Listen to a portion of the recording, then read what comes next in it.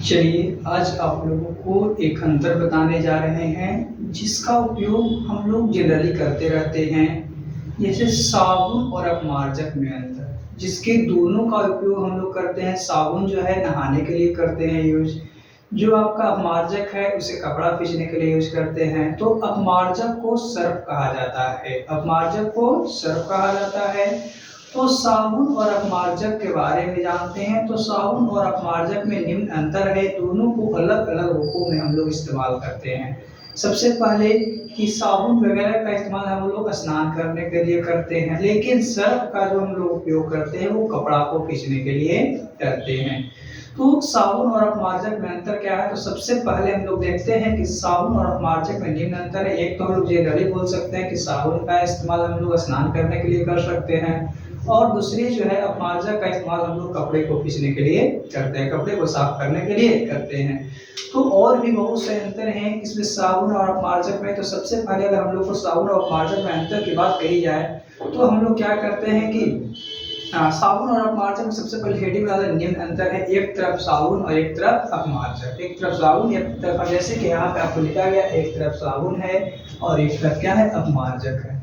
तो साबुन और अपमार्जक में अंतर क्या है? तो पहला बताएं, एक यहाँ है कि साबुन जो होते हैं, क्या साबुन प्रायः जो होते हैं बायोडिग्रेडेबल होते हैं, बायोडिग्रेडेबल होते हैं, लेकिन अपमार्जक जो होते हैं कुछ जो होते हैं बायोडिग्रेडेबल होते हैं, लेकिन कुछ नहीं भी होते हैं, कुछ नहीं भी, यानी कि कुछ होते हैं तो कुछ नहीं भी होते हैं।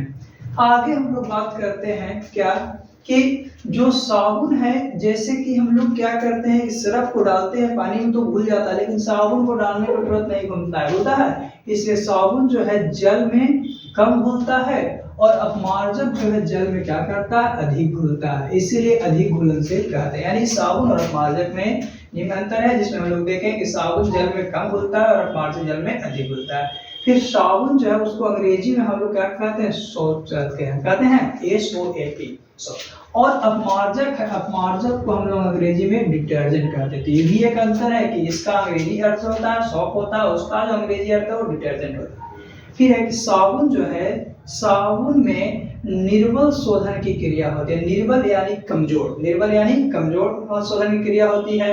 और जो अपमार्जक होते हैं, अपमार्जक में प्रबल शोधन की क्रिया होती है। किसकी? प्रबल, किसमें? अपमार्जक में।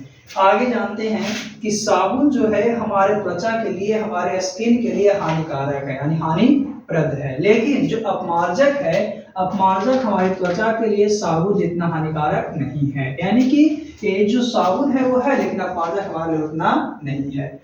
फिर है साबुन जो है जैव निम्नीकरणीय है, क्या है? जैव निम्नीकरणीय है, लेकिन जो अपमार्जक है वो आपका जैव अनिम्नीकरणीय। देखिए थोड़ा सा अंतर है, निम्नीकरणीय और क्या है, अनिम्नीकरणीय। थोड़ा सा याद रखना है कि जो साबुन होते हैं वो आपको जैव निम्नीकरणीय होते हैं और अपमार्जक होते हैं जो कि जैव अनिम्नीकरणीय होते हैं।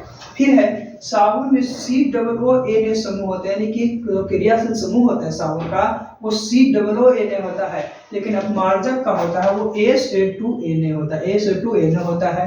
फिर है कि साबुन जो है बसीय अम्ल का, बसीय अम्ल, क्या साबुन जो बसीय अम्ल के सोडियम और पोटेशियम लवण है, लेकिन जो अपमार्जक है सल्फोनिक अम्ल के क्या है, सोडियम और पोटेशियम। तो इस तरह से निम्न अंतर है साबुन और अपमार्जक में। तो इस तरह से अगर हम लोग 4 को 5 को याद रखेंगे, 4 5 काफी है।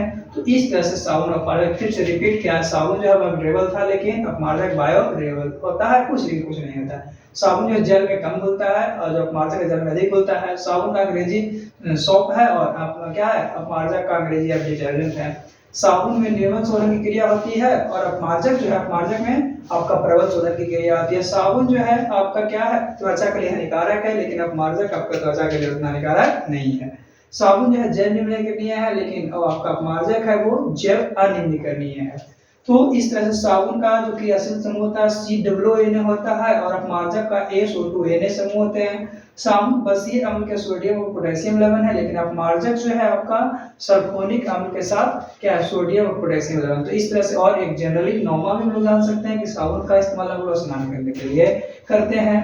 और जो आपका अपमार्जक है, अपमार्जक का हम लोग इस्तेमाल किसके लिए करते हैं, तो कपड़े को साफ करने के लिए, कपड़े को धोने के लिए करते हैं। तो इस तरह से आप साबुन और अपमार्जक में कुछ अंतर को लिख सकते हैं और याद भी कर सकते हैं। अगले टॉपिक में हम लोग अगले अंतर के बाद जानेंगे।